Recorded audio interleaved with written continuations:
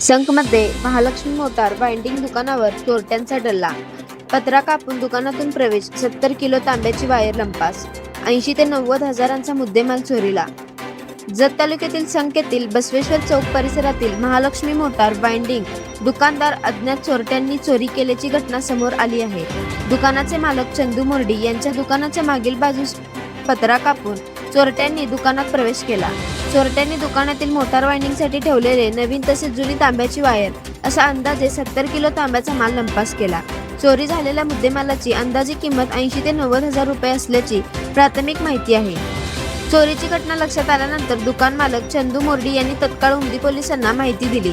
माहिती मिळताच उमदी पोलीस ठाण्याचे पोलीस हवालदार लक्ष्मण बनगर व पोलीस हवालदार निशांत कांबळे यांच्यासह पोलिसांचे पथक घटनास्थळी दाखल झाले.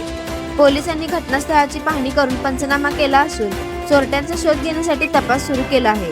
तांब्याच्या वायरच्या वाढत्या किमतीमुळे चोरट्यांनी मोटार वाइंडिंगच्या दुकानाला लक्ष्य केल्याची शक्यता व्यक्त होत आहे. दुकानाच्या मागील बाजूस पत्रा कापून चोरी केल्याने ही चोरी नियोजनबद्ध पद्धतीने करण्यात आली असावी असा संशय आहे.